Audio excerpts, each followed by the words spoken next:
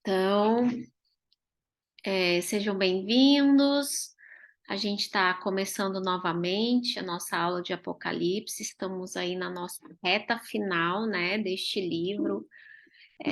Depois do capítulo de hoje, vão faltar só 4 capítulos, que o meu planejamento seria fazer em 2 aulas, porque a gente está se aproximando aí essa época de fim de ano, que a gente tem muita viagem, muita comemoração, muita programação na igreja, então a gente vai pensar aí como que a gente vai fazer isso. De qualquer maneira, hoje temos uma aula e no próximo domingo temos também, ok? Então hoje a gente vai ver Apocalipse 18. Vamos fazer oração e aí eu já faço a introdução da nossa aula. Querido Pai de amor que estás nos céus, muito obrigada, Senhor, por tuas revelações na tua santa palavra. Obrigada por nos mostrar as coisas que hão de acontecer e por nos mostrar que tu és o soberano e tu estás no controle de tudo. Dê-nos sabedoria, que o teu Santo Espírito esteja conosco, em nome de Jesus. Amém. Então vamos lá. Na semana passada, nós começamos e terminamos, né, Apocalipse 17, que é o capítulo que faz uma descrição de quem é Babilônia, com quem ela está associada e quais são as atividades que ela desenvolve no tempo do fim, né? Então, a gente já entendeu quem é Babilônia, esse sistema religioso, essa confusão religiosa separada de Deus, que inclusive afronta Deus, que disputa a adoração com Deus, que se vale de poderes políticos no mundo, que embriaga, né, os reis da terra com o vinho da sua prostituição, com as suas falsas doutrinas, e ela está montada, ou seja, ela governa a besta lá de Apocalipse 13, que a gente percebe que é a besta que no tempo do fim ela tem a ferida mortal curada, que é a besta do mar, e essa besta é assim, é como se essa besta levasse ela para os lugares, mas quem está coordenando é ela. Nós sabemos quem é que está por trás disso tudo, né? É Satanás com suas falsas doutrinas, os seus falsos ensinos, a sua contrafação do evangelho, a sua contrafação da Trindade, e também é ele quem empresta autoridade a todas essas entidades, tanto a esse poder político-religioso, que vai servir de apoio para a grande Babilônia, né? Esse poder político-religioso que nós entendemos como sendo o catolicismo no tempo do fim, e nós temos aí também essa confusão religiosa toda que vai enganar as pessoas, né? E vai fazer com que as pessoas adorem a besta, né? Então a gente sabe que isso é uma coisa que vai acontecer. O capítulo 18 de Apocalipse, ele já entra numa outra fase, porque nós já vimos em Apocalipse 14, em Apocalipse 17 e até em Apocalipse 15, nós já vimos os anúncios de destruição da Babilônia, né? A gente viu isso em Apocalipse 14, quando a gente viu a segunda mensagem angélica, e a gente viu também em Apocalipse 17. O Apocalipse 18, o que que ele é? Ele é uma repetição e ampliação desse mesmo tema. Ele vai dar maiores indícios para a gente do que é que vai acontecer com a Babilônia no tempo do fim. Então, a gente vai entrar aqui no nas nossas explicações. Então, o Apocalipse 18 nada mais é do que o juízo sobre Babilônia. E Apocalipse 18, ele está dividido em 4 partes, seriam 4 grandes parágrafos, tá? E esses 4 grandes parágrafos, em compensação, estão divididos em 2 grandes partes. Em uma é feito o anúncio do juízo, vai do verso 1 até o verso 8, e do verso 9 até o 24 mostra esse juízo caindo. No anúncio de juízo, a gente tem 2 partes. O primeiro é o anúncio em si, e o segundo é um chamado para o povo de Deus sair da Babilônia, né? Então, esse chamado é importante. E na parte que o juízo cai, nós temos também 2 questões. A primeira é o choro dos que seguiam Babilônia, dos que estavam associados com ela, a gente vai ver isso detalhadamente. E do verso 21 até o 24, nós vamos ver a destruição propriamente dita, ok? Apocalipse 19, né, que a gente vai ver a partir da, da próxima aula, a gente já vai ver o que acontece depois disso. E a primeira coisa que acontece depois da destruição da Babilônia são as comemorações no céu. E depois a gente vê Cristo vencendo a besta, falso profeta. A gente vê em Apocalipse 20, então, o próprio juízo sobre Satanás. Então, a gente vai chegar, inclusive, nesse ponto. Primeiro, o juízo está caindo sobre aqueles que Satanás comissionou para serem os seus testas de ferro, né? E depois o juízo cai sobre ele também. Então vamos lá. Apocalipse 18, vamos ler o verso de 1 a 8. Então diz assim, olha. Apocalipse 18, de 1 a 8, João diz: Depois destas coisas, vi descer do céu outro anjo que tinha grande autoridade e a terra se iluminou com a sua glória. Desculpa. Então exclamou com potente voz, dizendo: Caiu, caiu a grande Babilônia e se tornou morada de demônios, covil de toda espécie de espírito imundo e esconderijo de todo gênero de ave imunda e detestável.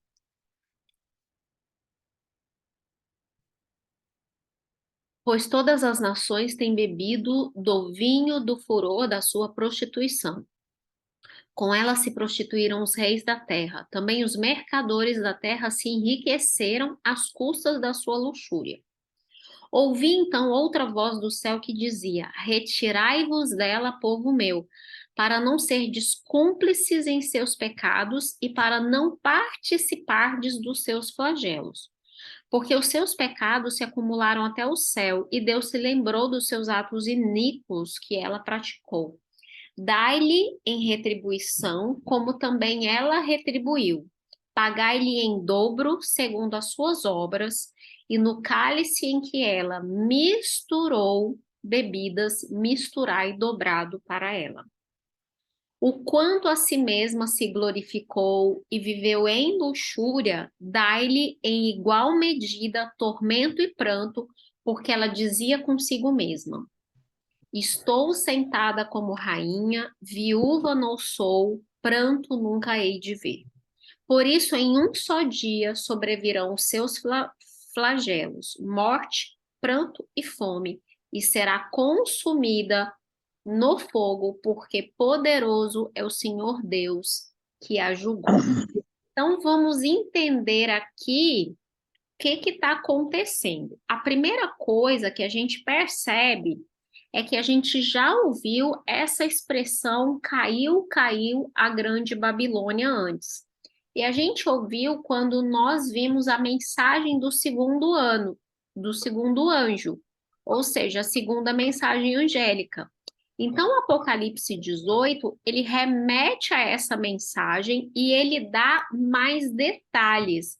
Vamos lembrar do recurso literário de João, que é repetição e ampliação do tema, tá? Ele começa dizendo para a gente que ele viu outro anjo.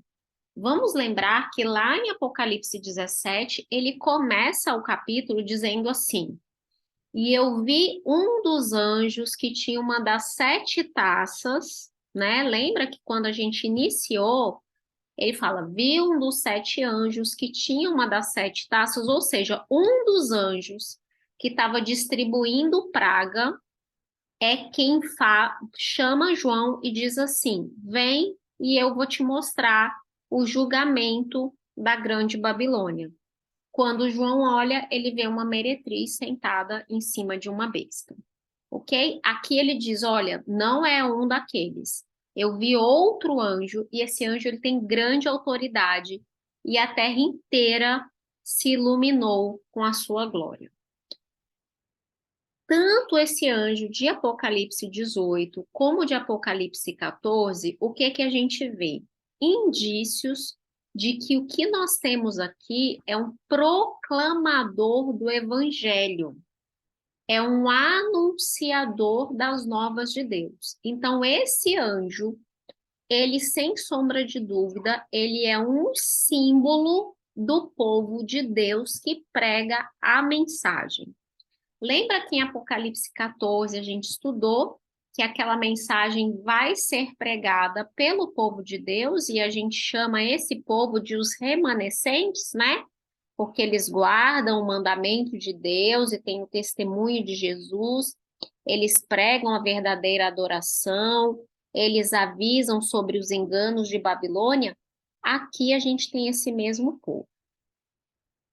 E aí, deixa eu contar uma coisa para vocês. Esse pedacinho de Apocalipse 18, que é o anúncio da queda de Babilônia, é conhecido dentro da Igreja Adventista com uma expressão chamada o alto clamor. O que é o alto clamor?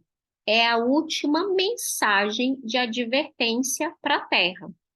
E aí você falou assim, mas você pode perguntar, mas Ellen, a última mensagem de advertência para a Terra não é a mensagem de Apocalipse 14? Sim, é a mensagem de Apocalipse 14. Só que o que Apocalipse 18 está mostrando para a gente é como essa mensagem será levada no tempo do fim. João vê um anjo com grande autoridade e a terra, gente, prestem atenção nesses termos, a terra se iluminou com a sua glória. O que esses versos estão nos dizendo é que a pregação do evangelho no momento final dessa terra, ela será tão poderosa que a terra inteira vai se iluminar com a luz do evangelho. Porque, obviamente, só a verdadeira e sã doutrina é que ilumina o mundo, né? Jesus, ele mesmo diz, vós sois a luz do mundo. Então, onde a luz não há trevas. Então, esse anjo aqui somos eu e você, o povo de Deus, iluminando a terra inteira. E qual é a mensagem que a gente proclama? Caiu, caiu a grande Babilônia. E aí nós somos porta-vozes, né, lá do anúncio que é feito no capítulo 4, que é um anúncio de Deus que diz: retirai-vos dela, povo meu. Então, o alto clamor, ele é o clamor da tríplice mensagem angélica viralizando globalmente, para a gente usar uma expressão dos nossos dias. Então, é essa mensagem se tornando viral. Nós sabemos, pelos últimos acontecimentos, que neste momento o povo de Deus vai ter recebido aquilo que nós chamamos de chuva serôdia, né? Que é aquela chuva, é o derramamento sem medida do Espírito Santo, ok? E aí essa proclamação, ela não vai ser feita com as nossas forças, ela vai ser feita pelo poder do Espírito. E vai ser uma proclamação mais poderosa do que a que os apóstolos fizeram no momento em que Jesus subiu dessa terra. vai ser algo tremendo, vai ser algo impactante e vai ser, deixa eu pensar que eu tô com uma expressão aqui na minha cabeça, sobrenatural. Não vai estar claro, tanto para quem ouve como para quem proclama, que o poder daquela mensagem não reside em nós. Gente, isso é um negócio fantástico. E aí, eu digo como o Robson, amém, né? Porque hoje a gente olha, a gente fala, como a gente vai pregar desse jeito? Como é que a terra inteira vai se iluminar?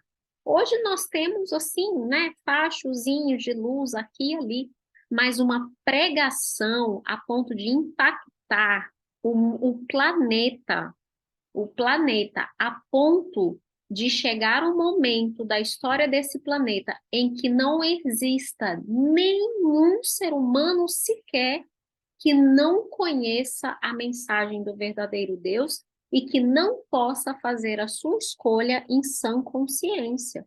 Então, gente, vai ser muito forte. Como? Com que meios? Não sabemos. Rádio, televisão, internet, aparecimentos sobrenaturais, não sabemos. Mas o grande diferencial dessa mensagem vai estar no poder da mensagem e no conteúdo da mensagem e não nos milagres, porque nós já estudamos aqui que no tempo do fim a própria besta vai fazer muitos milagres, vai até fazer fogo descer do céu, e a gente sabe que o milagre no tempo do fim, ele não vai ser a certeza da presença de Deus junto com as pessoas, tá? Vai existir milagres no meio dessa pregação? Vai, gente. Como eu estou dizendo, o que Apocalipse 18 está descrevendo é algo sobrenatural, é algo que está além das nossas possibilidades e além das nossas forças, tá? Então, é isso mesmo, Fábio, vai ser fortíssimo mesmo. E aí, vamos lembrar uma coisa que eu falei muito em Apocalipse 14. Sempre que a gente faz anúncio de juízo, isso ainda é graça. Porque se eu estou anunciando que o juízo vem, é porque ainda tem tempo de se arrepender. Mas aí você fala assim, mas Ellen, a gente acabou de ver as pragas que caíram e elas só caem depois que já está tudo decidido, quem é bom e quem é mal, já estava tudo decidido em Apocalipse 15. Aí caíram as pragas, aí agora ainda tem tempo de novo? Essa mensagem aqui é uma mensagem antes das pragas. Vamos lembrar que Apocalipse repete o conteúdo e amplia o conteúdo, e agora chegou o momento de ampliar esse conteúdo, que é o conteúdo da segunda mensagem angélica, tá?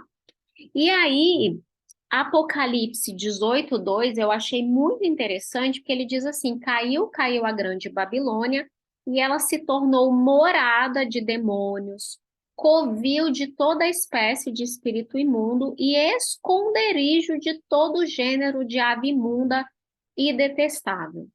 E aí eu vou passar para vocês a minha impressão pessoal sobre esse verso.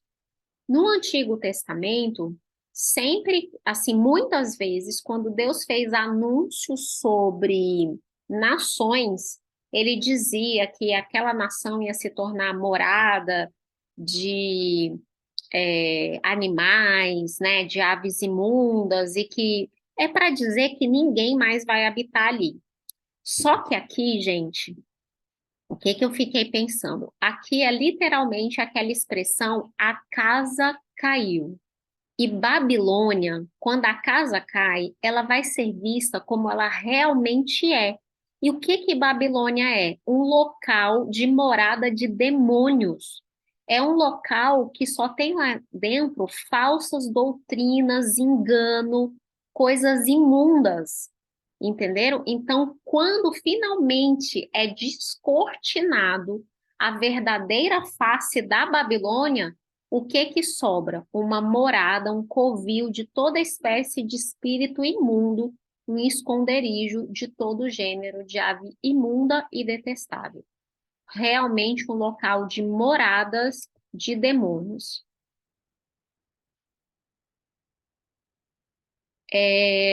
Robson, eu não entendi a tua frase. Você quer explicar para gente?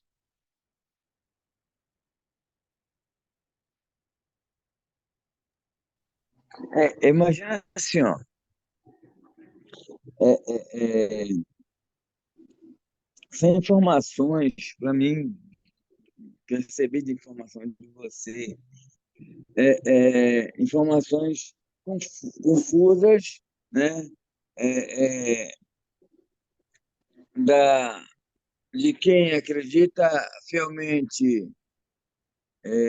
numa palavra, aliás, numa palavra não, num certo,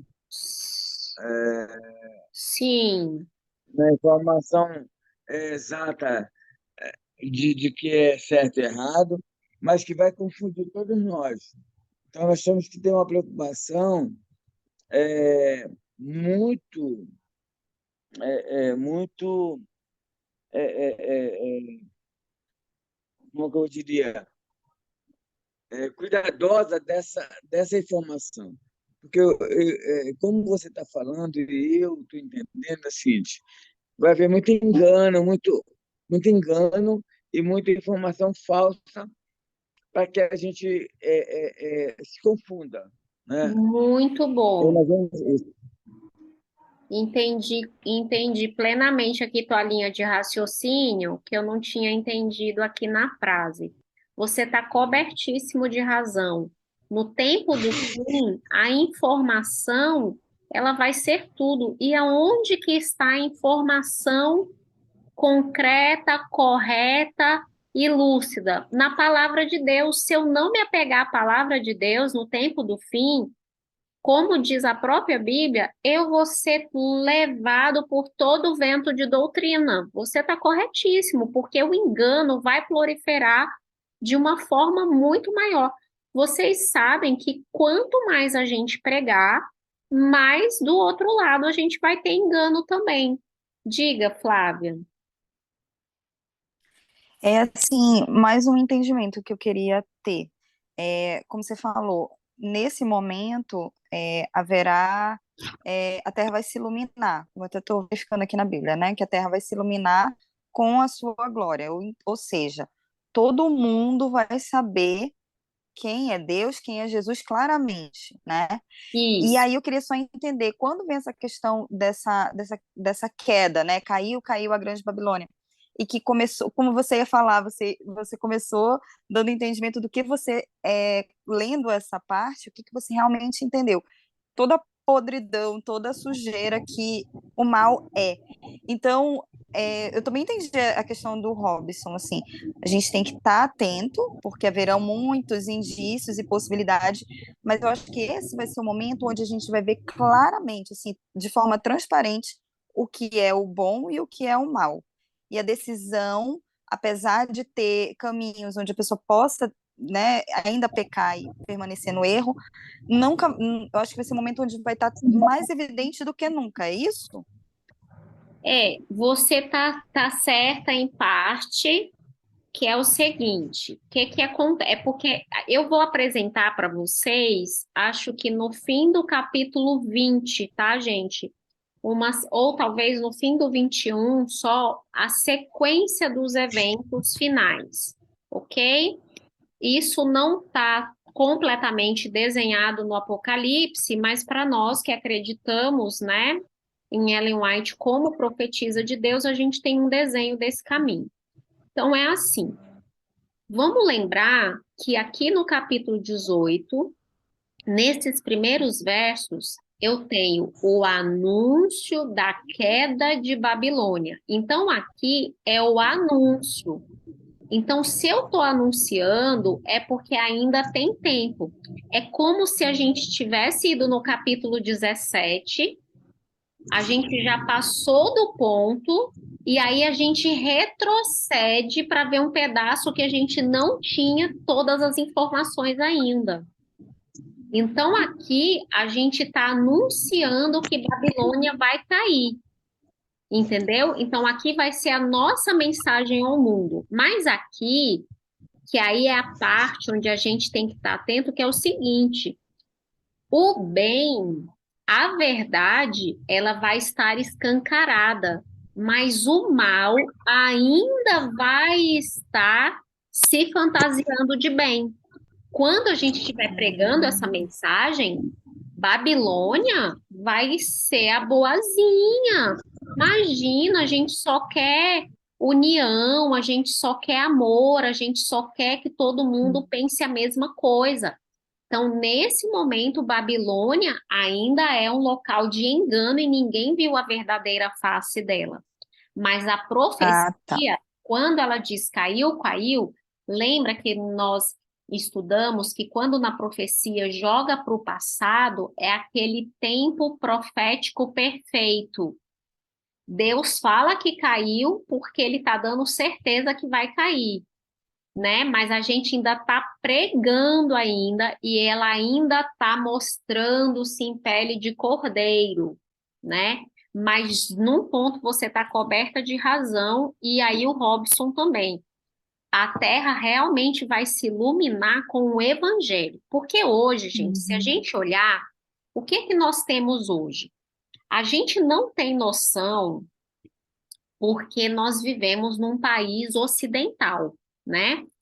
Mas se a gente vivesse num país da janela 1040, nos países do Oriente Médio, nos países ali da África, nos países de maioria islâmica muçulmana, gente, ali existem milhares e milhares e milhares de pessoas que nunca ouviram de Jesus.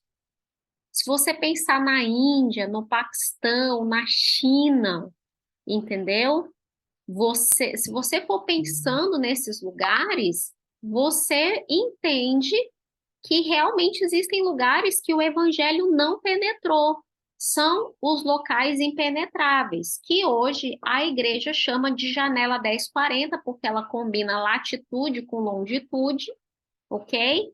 E aí é chamado de janela 1040, que é essa parte que o evangelho ainda realmente tem uma penetração baixíssima. Os nossos missionários que estão lá, eles não podem entrar como missionários, eles entram incógnitos, eles entram como professores, como advogados, como médicos, enfermeiros, entendeu?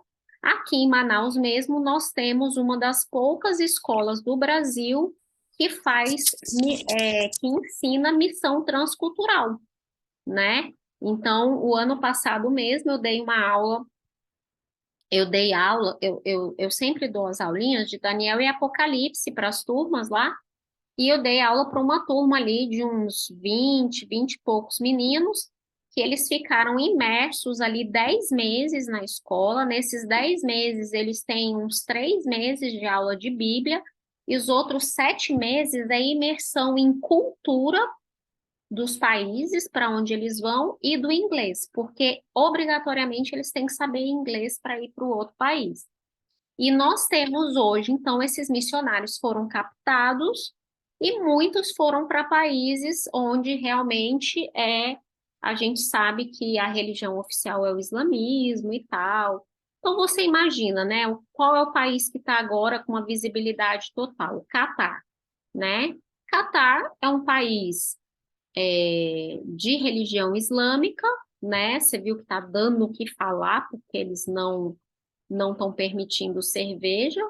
É a mesma coisa que a pessoa vir querer fazer uma festa na minha casa e trazer bebida alcoólica, gente. Eu não bebo. Ué, a pessoa vai trazer bebida alcoólica para minha casa? Então, assim, o pessoal está querendo ir para a casa dos outros e levar bebida alcoólica. É mais ou menos isso que está acontecendo. Mas se você pensa no Catar, gente, quantas milhares de pessoas lá nunca ouviram falar de Jesus, de Deus, de sábado, de santuário, de que nós temos um sumo sacerdote? Não. Eles acreditam no Deus Todo-Poderoso, um Deus único, né, que é Alá, e em Maomé, o seu profeta. E aqueles que conhecem Jesus como um profeta que, inclusive, nem está no mesmo nível de Maomé, né? Para eles. Então, é mais ou menos por aí. Eles entendem que eles são filhos de Abraão e etc. Mas é nesse sentido aí que a gente está comentando, e você imagina, quando a gente olha hoje para esses países, a gente não consegue imaginar como que vai chegar, mas esses países, eles precisam saber que Babilônia caiu, eles precisam ouvir a mensagem, né? Eles precisam ouvir que a Deus realmente pertence a verdadeira adoração, ok? O verso 3 ele traz 3 motivos dizendo por que que Babilônia caiu, tá? Então, primeiro, porque as nações beberam do furor da sua prostituição. Aqui a gente já entendeu de outros capítulos que é o engano religioso.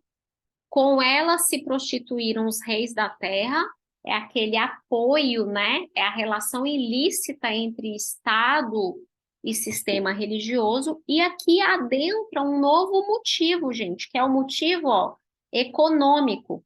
Os mercadores da terra se enriqueceram às custas da luxúria da Babilônia. Ou vocês acham que no tempo do fim, essa grande união religiosa não vai ter motivo financeiro? Tudo hoje, gente, tem motivo financeiro, não vai ser diferente também aí por esse tempo do fim, tá? Mas vamos avançar, porque no verso 4 a gente ouve assim, olha, ouvi outra voz do céu dizendo, retirai-vos dela, povo meu, para não serdes cúmplices dos seus pecados e para não participarem dos flagelos. Aqui deixa claro que os flagelos não caíram, porque os flagelos são as 7 pragas, ok? Então aqui é a mensagem que vem ainda antes das 7 pragas, ok? E aí, vamos ver, porque esse chamado aqui, gente, é um chamado que já foi repetido na Bíblia, tá? E eu estou pegando aqui Gênesis. E aí você vai pensar assim, nossa, mas não tem nada a ver, né?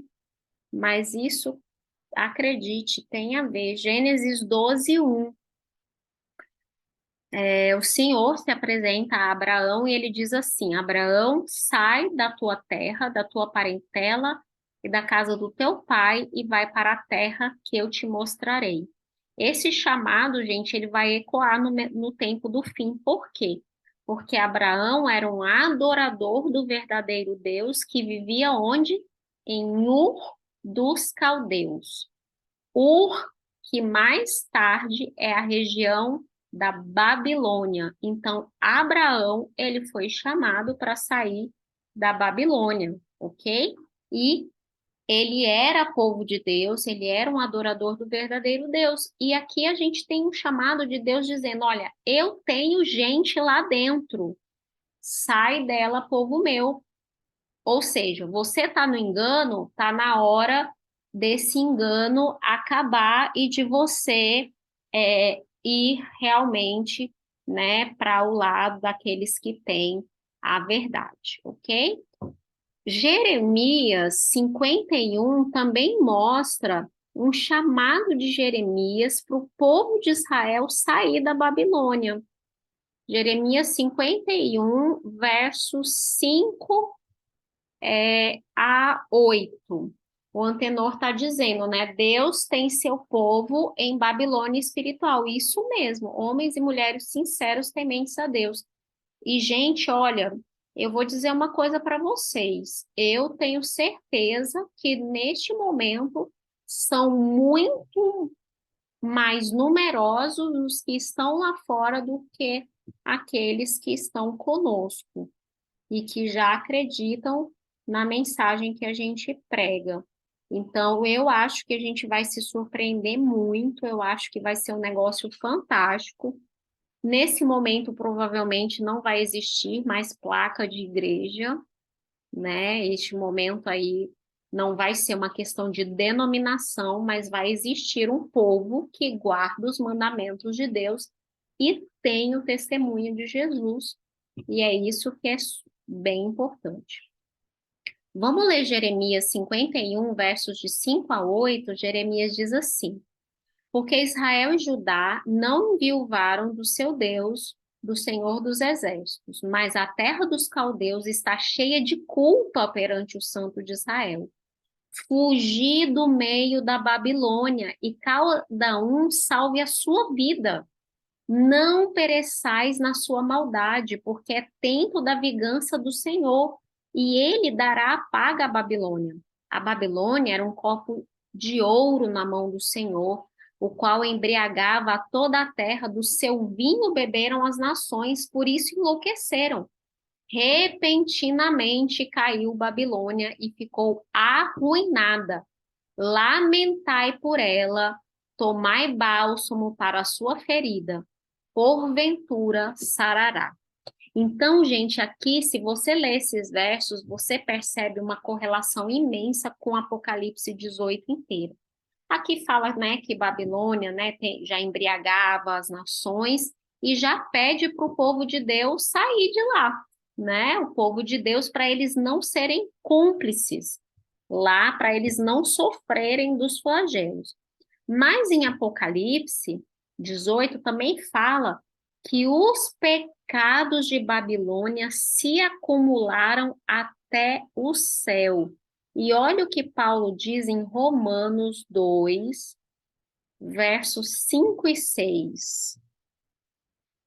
Ele diz o seguinte, olha: Mas, segundo a tua dureza e coração impenitente, acumulas contra ti mesmo ira para o dia da ira e da revelação do justo juízo de Deus, que retribuirá a cada um segundo o seu procedimento. O que eu quis dizer com isso aqui? Babilônia está acumulando, né, gente? Acumulando a ira de Deus que vai ser revelada no dia do juízo. E aí chega um momento que Deus diz: sai dela, povo meu, porque os seus pecados se acumularam até os céus, né? Lá em Apocalipse 18, verso 6, a gente vê a sentença, olha: dai-lhe em retribuição, como também ela retribuiu, e pagai-lhe em dobro, segundo as suas obras, e no cálice em que ela misturou as bebidas, misturai dobrada para ela. Isso a gente vê também lá em Jeremias. Os capítulos finais de Jeremias, gente, eles servem muito para João aqui, de entendimento para João, quando ele está escrevendo sobre Babilônia, né? Olha o que diz Jeremias 50, verso 29. Convocai contra a Babilônia a multidão dos que manejam o arco, e acampai-vos contra ela em redor, e ninguém escape. Retribuí-lhe segundo a sua obra, conforme tudo que ela fez, assim fazei a ela. Porque se houve arrogantemente contra o Senhor, contra o Santo de Israel. Então, a gente vai ver, e aqui no verso adiante, a gente vai ver qual é o problema de Babilônia. A arrogância, né? Assumir para si prerrogativas divinas, essa autossuficiência. E é dito que Babilônia tem que receber em dobro, tá? Receber em dobro, gente, é uma expressão idiomática. O que é expressão idiomática? É uma expressão da língua, é uma figura de linguagem que aponta para um determinado significado. E pagar em dobro ou pagar o dobro na época de João significava que o castigo ou a retribuição estava sendo feito numa medida plena, sabe? Assim, é tudo que a pessoa merece, é tudo que Babilônia merece, ela vai receber. Só que Babilônia, lá no capítulo 18, o que ela diz no verso 7? Ela se glorificou e viveu em luxúria. E ela dizia: estou sentada como rainha, viúva não sou, pranto nunca hei de ver. Enquanto Deus proclamava, caiu a grande Babilônia, o que que Babilônia dizia? Nós não vamos cair nunca, nós somos o poder, né? Nós temos o poder, eu sou a rainha, eu não sou viúva. Olha aqui os meus maridos, né? Os reis da terra, vamos dizer assim. E isso, gente, é um comportamento que a gente vê na Bíblia, né? Desde sempre, daqueles que não seguem a Deus, como a gente vê registrado lá em Apocalipse, desculpa, Gênesis 11:4. O Antenor diz assim: orgulhosa, sentada e tranquila, sabendo que mentiu a vários povos e nações. É verdade, Antenor, porque aqui, na verdade, qual é o espírito que está dentro de Babilônia? É o espírito satânico, gente, do orgulho, da maldade, né? Ela não se sente sozinha, pois ela está apoiada por várias nações e igrejas. Falou corretíssimo aqui, hein, Antenor? Perfeito. Vamos ver Gênesis 11, verso 4, tá? Diz assim, aqui é os homens, né, falando, aqueles que queriam edificar Babel. Eles dizem assim, vinde, edifiquemos para nós uma cidade e uma torre cujo topo chegue até os céus e tornemos célebre o nosso nome para que não sejamos espalhados por toda a terra. Olha aqui, gente, olha a Babilônia dizendo: eu não vou ver pranto nunca, eu não vou ser espalhada da terra, eu não vou ser destruída, eu não vou cair. E aí eu queria ler com vocês também essas frases saindo da boca de Nabucodonosor, lá em Daniel 4, versos 29 e 30. Versos 29 e 30 diz assim: ao cabo de 12 meses, passeando sobre o palácio real da cidade de Babilônia, falou o rei e disse: não é esta a grande Babilônia que eu edifiquei para a casa real, com meu grandioso poder e para a glória da minha majestade? Vocês conseguem perceber aqui que nesses 3 versos, separados por séculos, um lá em Gênesis, o outro em Daniel e o outro do tempo do fim, o que a gente vê é a arrogância e o orgulho, a autossuficiência, é assumir as prerrogativas divinas, gente. Eu não hei de ver pranto, eu edifiquei com meu poder, e Daniel já tinha ensinado para Nabucodonosor que é Deus quem põe reis, estabelece reis e tira reis. E mesmo assim, Nabucodonosor, né, fala essas frases. Né? O Tenor até lembrou aqui a questão da luxúria, é isso mesmo, Tenor. É essa questão de se sentir, né? De se achar. Mas isso é mais isso aqui é o grande motivo pelo qual Babilônia precisa ser destruída. E no verso 8 de Apocalipse 18 diz que em um só dia sobrevieram todos os flagelos de Babilônia, morte, pranto e fome. E aí você fala assim, mas os flagelos não são as pragas? São as pragas. E caíram em um só dia, mais uma ideia que João faz questão de passar para a gente, e aí a gente pode entender isso aqui como uma expressão, uma ideia impressionista para mostrar o modo repentino e rápido com que os juízos caem sobre Babilônia. Uma sucessão de eventos que realmente acontecem um após o outro, por isso que profeticamente se diz, aconteceu em um só dia. E aí você pode perguntar assim, Ellen, podemos calcular esse um só dia como sendo um ano profético? Porque em profecia um dia é um ano? Olha, esse texto, ele não dá para a gente motivos suficientes para isso, tá? Então, é assim, os autores de Apocalipse que eu venho estudando, todos eles concordam que vai ser um tempo breve, um tempo curto, mas não mencionam aí que será um ano, ok? Eu sei que existem vertentes aí que estudam isso como sendo realmente um ano, que em um ano vai acontecer tudo, mas a gente não tem aqui até o momento evidências textuais para poder dizer isso, ok? Vamos passar então para a segunda parte do nosso estudo, que é os lamentos sobre Babilônia, tá? Ou os lamentos por Babilônia. Por quê? Porque o verso 8 diz assim: em um só dia sobrevirão todos os seus flagelos e ela será consumida no fogo, porque o Senhor a julgou. Então vamos ler dos versos 9 até o 19. São muitos versos, mas na verdade você percebe que é só uma riqueza de detalhes para falar de algumas ideias muito simples, tá, gente?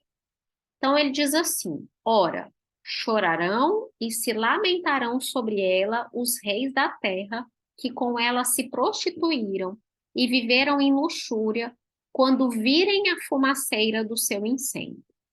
E conservando-se de longe, pelo medo do seu tormento, eles dizem: ai, ai, tu, grande cidade, Babilônia, tu, poderosa cidade, pois em uma só hora chegou o teu juízo. Tá vendo aqui como no momento em um dia caiu todos os seus flagelos, e aqui está dizendo que em uma só hora caiu o juízo? É para dar ideia realmente dessa rapidez e agilidade, tá, gente? Verso 11: e sobre ela choram e pranteiam os mercadores da terra, porque já ninguém compra a sua mercadoria. Mercadoria de ouro, de prata, de pedras preciosas, de pérolas, de linho finíssimo, de púrpura, de seda, de escarlata e toda espécie de madeira odorífera, todo gênero de objeto de marfim, toda qualidade de móveis de madeira preciosíssima, de bronze, de ferro, de mármore, e canela de cheiro, especiarias, incenso, unguento, bálsamo, vinho, azeite, flor de farinha, trigo, gado, ovelhas, e de cavalos e de carros, de escravos e até almas humanas.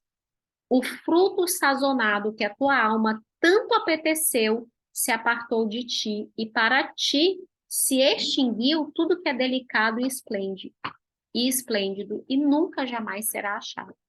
Os mercadores dessas coisas, que por meio delas se enriqueceram, conservar-se-ão de longe pelo medo do seu tormento, chorando e pranteando, e dizendo: ai, ai, da grande cidade, que estava vestida de linho finíssimo de púrpura e de escarlata, e adornada de ouro e de pedras preciosas e de pérolas, porque em uma só hora ficou devastada tamanha sua riqueza. E todo piloto e todo aquele que navega livremente, marinheiros e aqueles que labutam no mar, conservaram-se de longe. Então, vendo a fumaceira do seu incêndio, gritavam: que cidade se compara à grande cidade? Lançaram pó sobre a cabeça, chorando e pranteando, e gritavam: ai, ai da grande cidade, na qual se enriqueceram todos os que possuíam navios no mar, às custas da sua opulência, porque em uma só hora foi devastada. Exultai sobre ela, os céus, e vós, desculpa, esse é para daqui a pouco, mas santos, apóstolos e profetas, porque Deus contra ela julgou a vossa causa. Mas vamos lá, gente. Então, aqui nós vemos 3 vezes se repetir: ai, ai da grande cidade, tá? Então, são 3 lamentos. Esses lamentos, gente, são lamentos queixosos acerca da destruição de Babilônia. E esses lamentos vêm por parte daqueles que estavam ali cooperando com Babilônia, ok? Esses lamentos eram lamentos fúnebres, tá, gente? Em forma de antigos cantos fúnebres, que na época de João era comum as pessoas levantarem para lamentar determinada coisa. E eles atuam como anúncios, né, desses juízos que são repentinos e inesperados. Por isso, 3 vezes a gente vê repetir, porque em uma só hora caiu o juízo sobre ela. No verso 9 e 10, a gente vê o lamento dos poderes políticos governantes do mundo. Do 11 ao 19, a gente vê o lamento dos comerciantes que lucraram com a Babilônia. E do verso 20 ao 24, que a gente vai ver daqui a pouco, a gente vê um chamado aos fiéis para eles se alegrarem com a destruição de Babilônia. Então, vamos entender aqui algumas coisas, né, desse verso. Então, os reis da terra, a gente já entendeu isso, tanto, né, em Apocalipse 13 como Apocalipse 17, ficou muito claro, esses reis da terra são os poderes políticos que colocaram a sua autoridade, a sua influência a serviço de Babilônia. Então, todos esses poderes que lançaram mão, né, da sua autoridade, da sua influência para fazer essa falsa religião prosperar, são os reis da terra. E os reis da terra vão ver a fumaceira saindo da Babilônia. E aqui, gente, eu trouxe o verso lá de Gênesis 19, verso 28. Talvez João tinha esse verso em mente, né, quando ele colocou a fumaceira do seu tormento, quando ele escreveu isso aqui, talvez ele tinha essa passagem na mente dele, quando Abraão levanta, né, e olha para a campina, e no verso 28 ele diz assim: olhou para Sodoma e Gomorra e para toda a terra da campina, e viu que da terra subia fumaça como a fumarada de uma fornalha. Então, assim como Sodoma e Gomorra foram destruídas, João está dando certeza para a gente que Babilônia também será. E esse tempo de uma hora? Esse tempo de uma hora é o período muito breve de tempo. Aqui, gente, é uma sugestão da celeridade com que Babilônia vai ser vencida. Talvez a gente pudesse interpretar assim: quando as pragas começam a cair, Babilônia ainda não é abandonada, né, gente? Vocês viram quando a gente estudou as pragas que Babilônia começa a ser abandonada lá na quinta praga, quando começa a cair praga sobre ela. Então, talvez a gente tenha ali esse período de um dia, é o período em que todas essas pragas acontecem, mas esse período de uma hora é o período que todo mundo dá um basta e diz assim: nós não queremos mais Babilônia, e eles retiram a sua autoridade, o seu poder, a sua influência e passam a lamentar Babilônia de longe, ok? Porque aqui os versos são bem claros, né? Que os mercadores, os reis da terra, os pilotos, observam de longe os juízos caindo sobre Babilônia. Se os reis da terra são os poderes políticos que deram autoridade à Babilônia, quem são os mercadores da terra, como está explicado aqui em Apocalipse 18, verso 11? Né? Olha, e sobre ela choram e pranteiam os mercadores da terra, porque ninguém mais compra a sua mercadoria. E olha o verso 15. Os mercadores dessas coisas que por meio dela se enriqueceram, conservar-se-ão de longe pelo medo do seu tormento, chorando e pranteando. Quem foi que enriqueceu às custas do que Babilônia vendia? Primeira pergunta: o que é que Babilônia vende? Se Babilônia é uma, né, uma contrafação da verdadeira religião, Babilônia vende falsas doutrinas, né? Aqui a gente vê. Gostei da tua linha de raciocínio, Antenor. Já vou falar sobre ela e vou ampliar.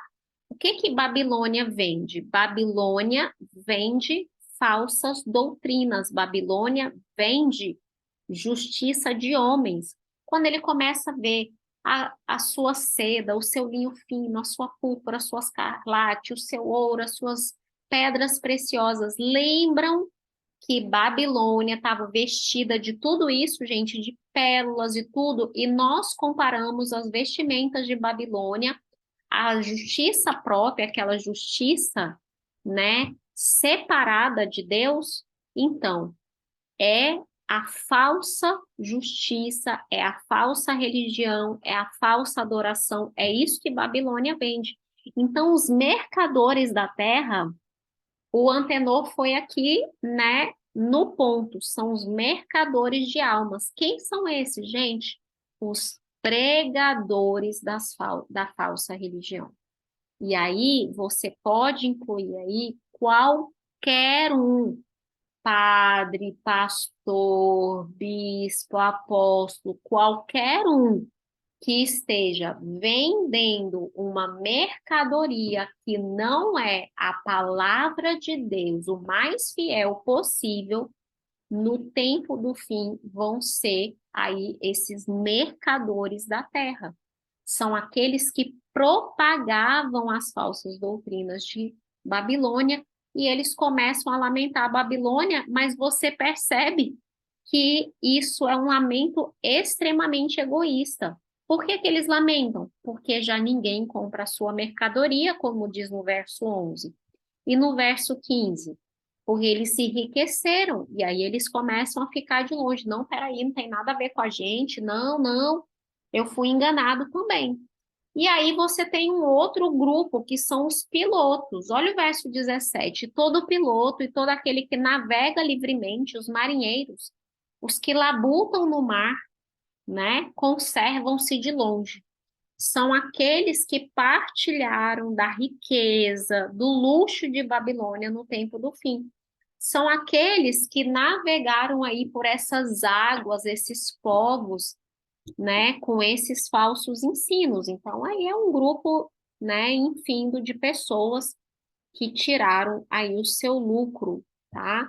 Lá em Ezequiel 27, Ezequiel ele também chama de mercadores. Quer ver Ezequiel 27, verso 29 a 33. Diz assim: todos os que pegam no remo, os marinheiros e todos os pilotos do mar, descerão de seus navios e pararão em terra, e farão ouvir a sua voz sobre ti e gritarão amargamente. Lançarão pó sobre a cabeça e na cinza se revolverão. Far-se-ão calvos por tua causa, cingir-se-ão de pano de saco, chorarão sobre ti, com amargura de alma, com amargura e lamentação. Lamentarão lamentações sobre ti no seu pranto, e lamentarão sobre ti, dizendo: quem foi como Tiro, como aqui está reduzida ao silêncio no meio do mar? Quando as tuas mercadorias eram expostas pelas marés, pelos mares, desculpa, fartaste a muitos povos com a multidão da tua riqueza e do teu negócio e enriqueceste os reis da terra. Então, aqui nós temos uma comparação, né, da queda de Tiro com a queda da Babilônia. Tiro era uma importante cidade, né, ali da região e era um dos inimigos de Deus, e Tiro tinha um porto muito importante. E ele distribuía mercadorias, né? Então, aqui a gente tem uma comparação. Babilônia também é uma distribuidora de mercadorias, né? Das mercadorias da falsa religião. E aí, no meio desses ais todos, nós temos lá em Apocalipse 18, um ai que fala, né? Quem é como a grande cidade? Olha só o verso 18. Que cidade se compara à grande cidade? E isso aqui, gente, é o clamor que é dito para a besta, né? Lá em Apocalipse 13, verso 4. E adoraram o dragão, porque deu autoridade à besta, e também adoraram a besta, dizendo: quem é semelhante à besta? Quem pode pelejar contra ela? Só que essa frase, gente, é uma frase que é uma contrafação, é uma apropriação indevida de algo que só deve ser dito para Deus. Olha o que nós vemos em Êxodo 15, 11. Êxodo 15, verso 11. Diz assim: Ó Senhor, quem é como tu entre os deuses? Quem é como tu, glorificado em santidade, terrível em feitos gloriosos e que opera maravilhas? E aqui a gente vê que no tempo do fim, essa frase vai estar sendo deturpada, né, para usar aqueles que são portadores aí, né, da autoridade que foi concedida por Satanás, porque o dragão empresta a sua autoridade à besta, e aí os reis da terra e todos perguntam quem é como a besta, e todos perguntam quem é como tu, ó grande cidade. E aí vamos para os nossos versículos finais. Apocalipse 18, aí nós vamos ler do 20 até o 24, tá? E diz assim, olha: exultai sobre ela, ó céus, e vós, santos, apóstolos e profetas, porque Deus contra ela julgou a vossa causa. Verso 21. Então o anjo forte levantou uma pedra como grande pedra de moinho e arrojou-a para dentro do mar, dizendo: assim com ímpeto será arrojada a Babilônia, a grande cidade, e nunca jamais será achada. E voz de arpistas, de músico, de tocadores de flauta e de clarim jamais em ti se ouvirá, nem artífice algum de qualquer arte jamais em ti se achará, e nunca jamais em ti se ouvirá o ruído da pedra de moinho. Também jamais em ti brilhará luz de candeia, nem voz de noivo ou de noiva, e jamais em ti se ouvirá, pois os teus mercadores foram os grandes da terra, porque todas as nações foram seduzidas pela sua feitiçaria. E nela se achou o sangue dos profetas, de santos e de todos os que foram mortos sobre a terra. O convite de Deus é: exultai sobre ela. Não é a primeira vez que esse convite aparece. Vamos ler Jeremias 51. Primeiro a gente vai ler o verso 24 e depois o 48 e o 49. Jeremias 51, verso 24 diz assim: pagarei ante os vossos próprios olhos a Babilônia e a todos os moradores da Caldeia toda a maldade que fizeram em Sião, diz o Senhor. Verso 48 e 49. Os céus e a terra e tudo que neles há jubilarão sobre Babilônia, porque do norte lhe virão os destruidores, diz o Senhor. Como Babilônia fez cair traspassados os de Israel, assim em Babilônia cairão traspassados os de toda a terra. Então, esse júbilo, né, pela queda de Babilônia, não é algo novo, é algo que a gente vê aí extraído, né, do Antigo Testamento. A Babilônia, ela é a responsável pela perseguição, pela opressão do povo de Deus, e o juízo sobre ela é uma solução para salvar, né, esse povo oprimido. Olha, o Antenor está dizendo aqui, está até antecipando nossa próxima frase, mas você está certo. Grande pedra de moinho, né? E aqui o Antenor diz que o sentido dela ser jogada ao mar é como se fosse uma pedra, dá para pensar que uma pedra ela não volta a flutuar, ou seja, ela será destruída de uma só vez. Aqui é o seguinte: grande pedra de moinho, é uma apresentação simbólica, né? As pedras de moinho, elas eram usadas para quando as pessoas queriam afundar coisas que elas nunca mais eram para ser encontradas, ok? Então afundava coisa no mar com essas grandes pedras de moinho, e aí para elas não serem achadas novamente, tá? Vamos ver essa figura sendo explorada em Jeremias 51, verso de 60 a 64. Olha como essa profecia de Jeremias é igualzinho que a gente está lendo, gente.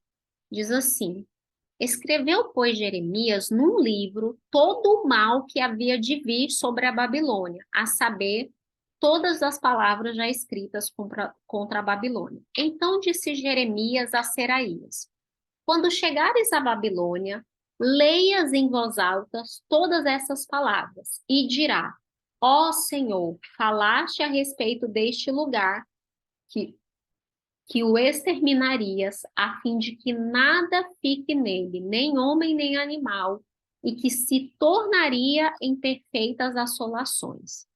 Quando acabares de ler o livro, preste atenção nisso aqui, gente. Atá-lo-ás a uma pedra e lançarás no meio do Eufrates e dirás: assim será afundada a Babilônia e não se levantará, por causa do mal que eu hei de trazer sobre ela, e os seus moradores sucumbirão. Gente, essa profecia de Jeremias é exatamente o que João está dizendo aqui. Só que João está dizendo que o anjo vai pegar uma pedra de Babilônia, como se fosse uma grande pedra de moinho, e vai jogá-la, né, nas águas do mar. E aqui foi uma encenação feita por Seraías. Vamos lembrar que os profetas de antigamente, né, do Antigo Testamento, muitas vezes eles faziam encenações para poder despertar no povo, realmente o povo visualizar o que Deus estava querendo dizer.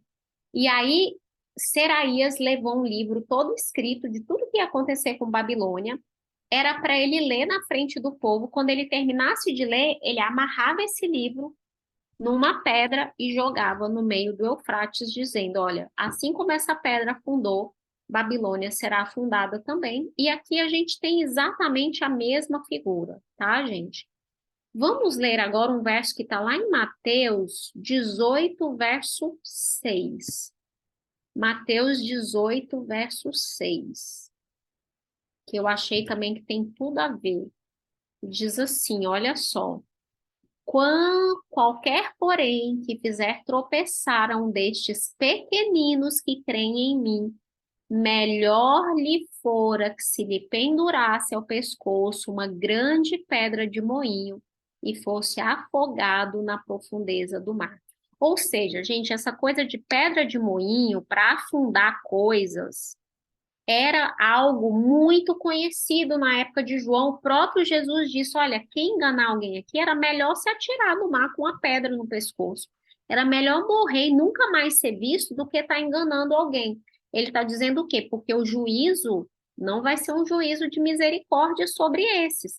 Então, o que vai acontecer com Babilônia? Babilônia vai ser afundada, né, nas profundezas do mar. O Antenor colocou aqui o versículo 49 de Jeremias 51 na nova versão transformadora.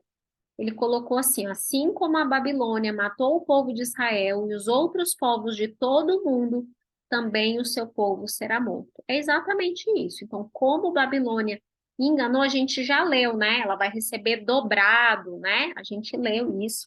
Vai receber um em dobro, né? E é realmente isso. Então, ela vai. E aqui fala, lá em Apocalipse 18, deixa eu pegar a expressão corretinha.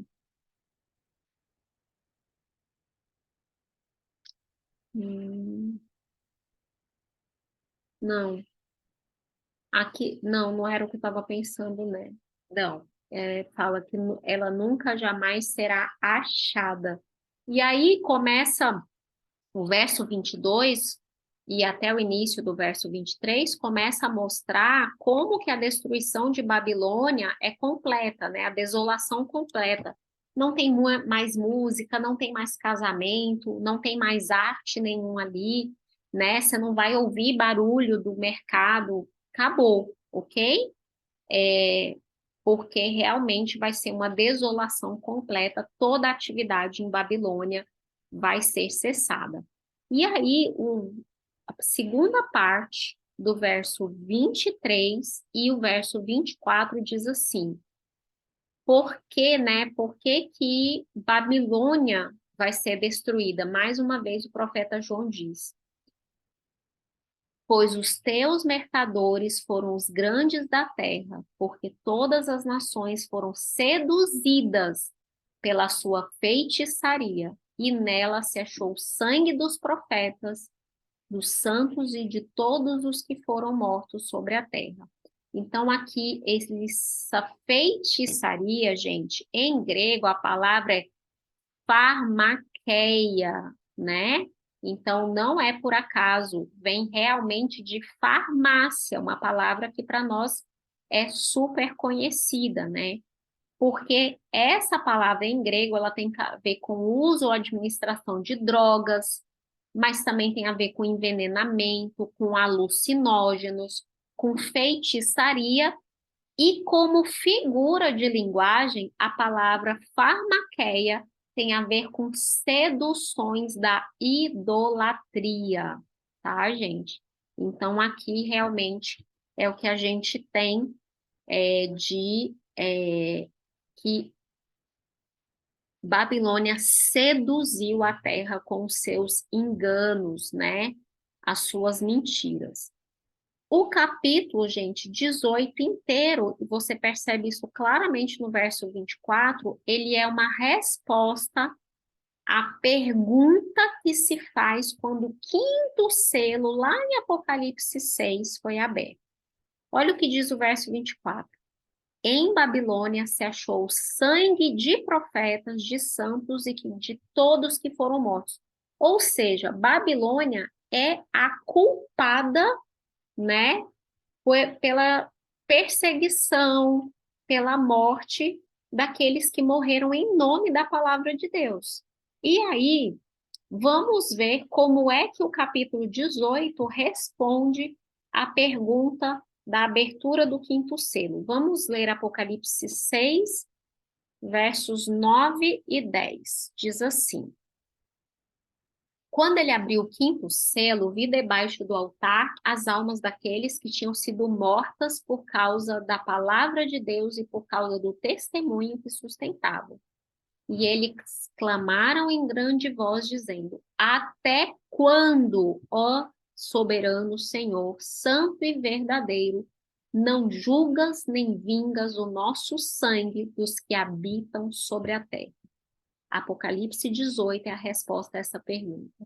Apocalipse 18 é a certeza de que o sangue dos santos, dos profetas, de todos aqueles que foram perseguidos e mortos, né, por Babilônia, esse sangue vai ser vingado. Essa pergunta, ela tem uma resposta, né? Até quando? Até Apocalipse 18, quando o juízo cai sobre Babilônia, e aí os reis da terra, os mercadores, os pilotos, aqueles que navegam no mar, eles lamentam: ai, ai da grande cidade, porque em uma hora veio sobre ela o seu juízo. Apocalipse 18, gente, é a certeza de que Deus irá responsabilizar todos aqueles que realmente fizeram, né, o mal, todos aqueles que trouxeram o mal para o povo de Deus, todos aqueles que ensinaram falsas doutrinas de forma consciente, como o Antenor disse, gostei muito aí, né? Nós até é uma expressão que a gente usa às vezes, os mercadores de alma, aqueles que por benefícios financeiros, de poder, de influência, realmente pervertem o evangelho, tá? Isso não é uma coisa de agora, isso sempre existiu e isso continua existindo, né? Aqueles que pervertem o evangelho, no fim dos tempos eles vão estar todos juntos num só propósito, que é o propósito de Babilônia, o propósito de receber adoração no lugar de Deus, e aí a gente vai ter os juízos caindo sobre Babilônia, porque a profecia é certa. Caiu a grande Babilônia. Ok? Vamos então fazer nossa oração para nós terminarmos a nossa aula. Hoje a gente ficou até dentro do tempo, olha, nem é 7h30 ainda. Vamos orar então. Querido Pai de amor que estás nos céus, muito obrigada, Senhor, porque tua palavra é certa e verdadeira. Essas profecias foram escritas como que no passado, porque a certeza de que elas serão cumpridas, Senhor, é a tua glória, o teu caráter, a tua justiça, o amor que há em ti e tudo aquilo que é puro, é porque tu és santo, tu és eterno. É por isso que essas coisas todas vão se cumprir. Nós acreditamos nisso e acreditamos, Pai, que este momento em breve vai chegar. Em breve, o clamor daqueles que sucumbiram lutando por ti, Senhor, vai ser respondido. E o Senhor vai responder com juízo sobre Babilônia. Por favor, Pai, nos capacita a pregar para aqueles que não te conhecem. Nos capacita a tirar o teu povo de dentro de Babilônia. Nós sabemos que não vai ser mérito nosso, nós sabemos que não vai ser poder nosso, Pai, nós entendemos isso. Será o teu Santo Espírito se movendo em nós, falando através de nós e apesar de nós, que essas pessoas serão chamadas, convertidas e irão sair do meio da grande Babilônia. Pai, eu louvo o teu nome, porque hoje nós ainda temos, Pai, um rebanho imenso, incontável, eu espero, de pessoas que são tuas ovelhas, mas que ao ouvirem a voz do verdadeiro pastor, vão todas procurar realmente obedecer os teus mandamentos e ter o testemunho de Jesus. Muito obrigada, Pai, porque a tua palavra nos dá certeza de que no tempo final da história dessa terra, um grande clamor, ou o que os nossos pioneiros diziam, o clamor da meia-noite, ele ecoará e as pessoas irão se unir a ti, de todos os povos, de todas as línguas, de todas as raças. Pai, por favor, capacita a tua igreja para receber o teu Santo Espírito e fazer essa obra. Em nome de Jesus. Amém. Amém, gente. Boa semana Obrigado, para boa noite. vocês. Tchau, tchau.